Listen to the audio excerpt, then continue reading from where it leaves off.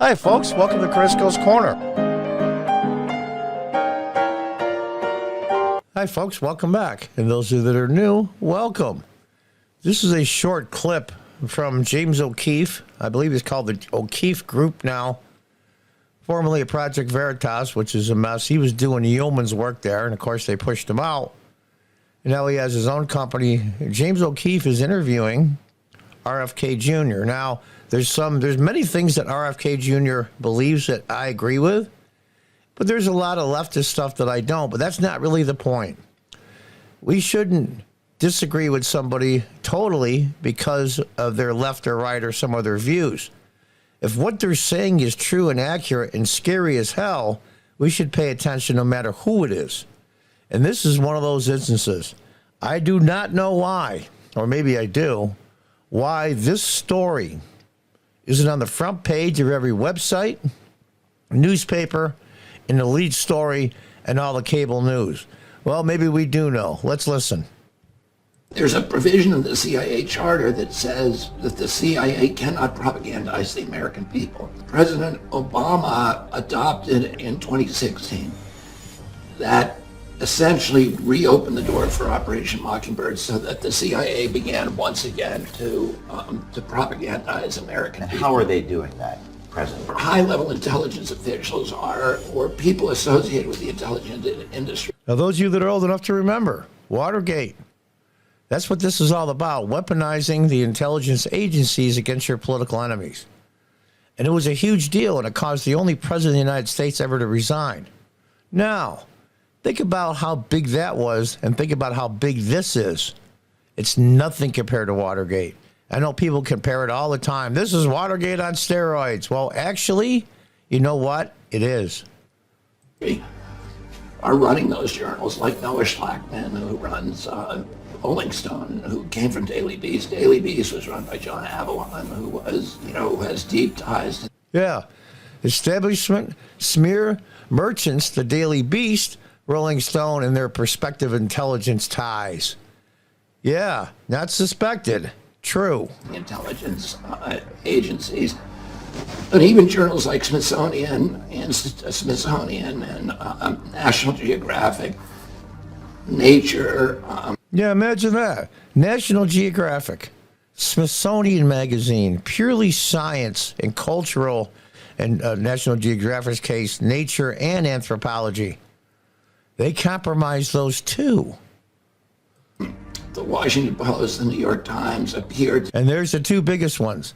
Now, in the old days, the Washington Post, they had a pretty good circulation, so the New York Times, but not like in the internet days. Now you can be in some small town in rural Wyoming and get the New York Times and read it just as if it was delivered to your door. I'm from the old school when newspapers used to be delivered or bought at stores or outer boxes. Of course, those days are over. So their reach now is dramatically bigger. Look at Gannett, for example. I can't think of a more left organization in the world. Maybe they're compromised as well. To be compromised by the CIA. We know from the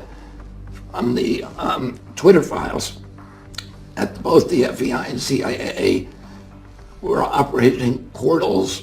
Now, think about this for a minute.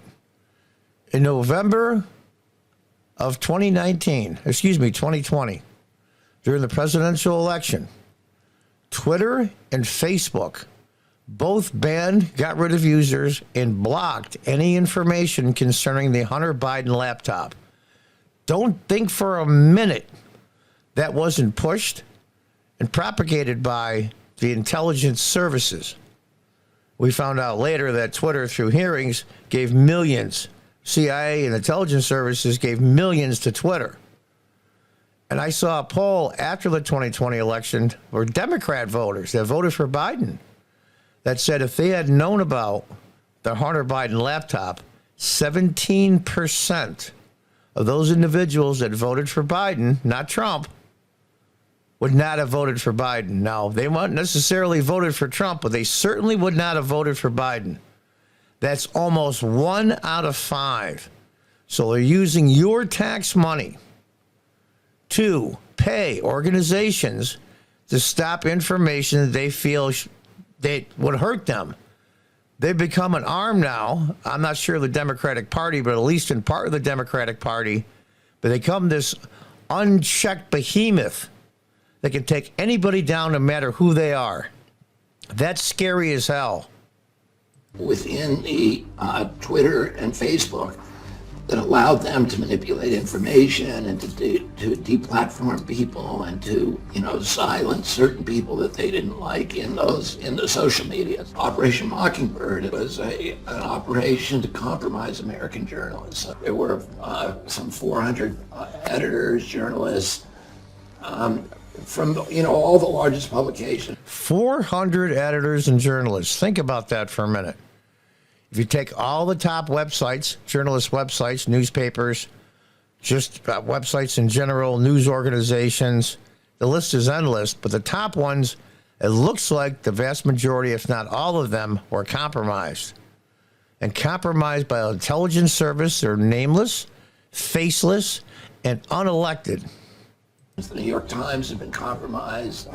The Washington Post was basically... What do you mean by compromised for people who... Well, they were functioning, the high-level people at those journals were working for the agency or had, signed...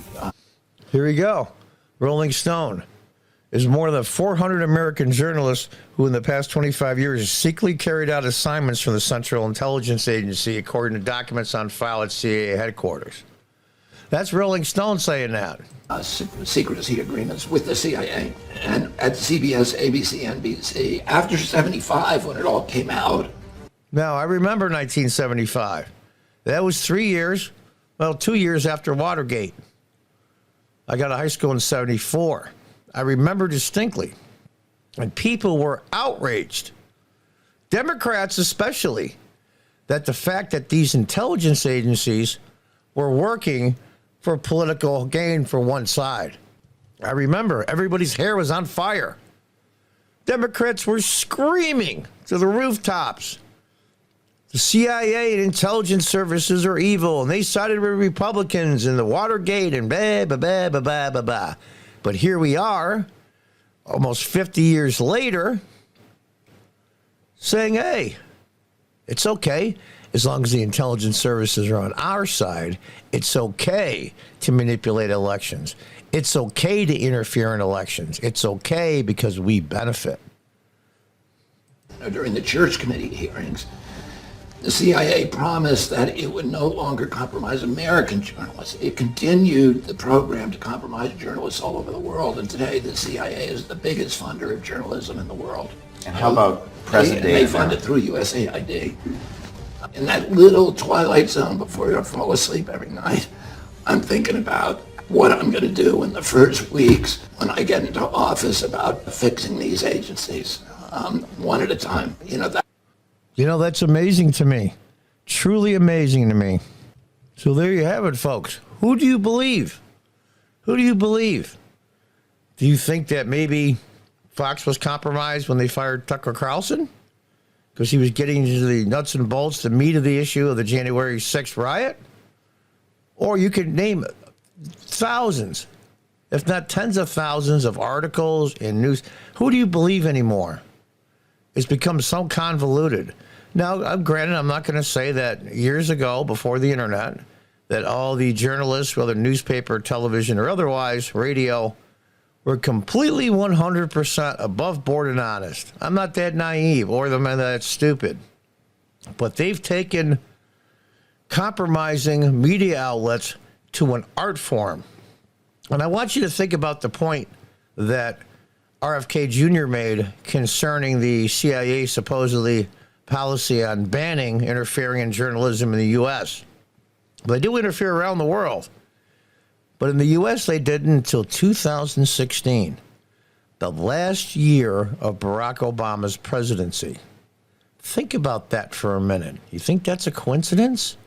That he didn't release the ban or allow them, at least publicly, to now compromise journalists because of information, misinformation, national security issues, and blah, blah, blah, blah, blah. Those of you that are old enough remember the Pentagon Papers. That was a big deal. That was journalism. But look what's happened to people like Snowden, which I probably already screwed this video by saying his name. But nonetheless, Barack Obama waited till the last year of his presidency to do that.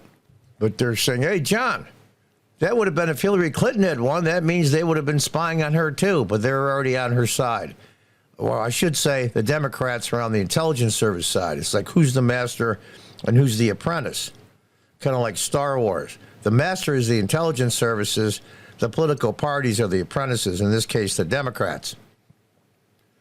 Are the intelligence service doing the bidding of the Democrats, or the Democrats doing the bidding of the intelligence services?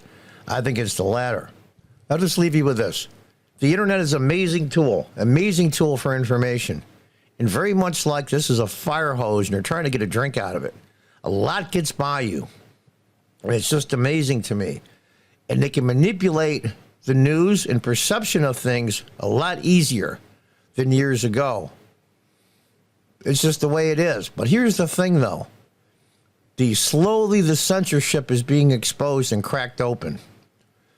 Like this website. I can't go into details because I'm already in the doghouse. I already have a strike against my channel for absolutely zero reason. But nonetheless, it's leaking out in places like Rumble and now Twitter. Even though Twitter isn't perfect, it's way better than it was. Slowly but surely, things are leaking out. And hopefully, enough information will be brought out to the public's eye before next year's 2024 presidential and congressional elections. That's the prize. If the Republicans lose the White House and the Senate, looks like they're going to lose the Senate, and keep control of the House of Representatives, the rhinos won't be able to stop the new Republicans, so-called Trump mega Republicans, from exposing what's going on. Because Trump will have nothing to lose, and I don't mean that in a legal sense. He'll have nothing to lose politically, and maybe, honestly and truly, he can weed out as many bad actors that are destroying the underlying of the Constitution of the United States, little by little. We just don't know it. But when it's too late, it's gone. I think this is one of the most important elections in the history of the United States, and people say that all the time. I think Lincoln's election was a benchmark. There were many elections that were benchmarks that had saved the country. Lincoln was one, and we can go through them all. But this coming November 24th election for president and Congress could be the landmark turning point, and a conservative majority on the Supreme Court. Think about that. If the Republicans get the White House for 4 more years, probably appoint at least one, maybe even 2 more justices that read the Constitution and interpret it as written, that do not have any ideological bend or twist to twist laws and rules in your favor. They read the law, they read the Constitution, and they'd say, this is what it means. If we lose, if conservative people lose this November, everything hangs in the balance. It'll be sad to see that in my lifetime, after 250-odd years, that finally the Republic is disintegrating and smashing into pieces. I pray that's not true. I want my children, and especially my granddaughter, to grow up in the country that I grew up in. Maybe that's too much to ask. We'll see. Until next time, God bless, goodbye, and good luck.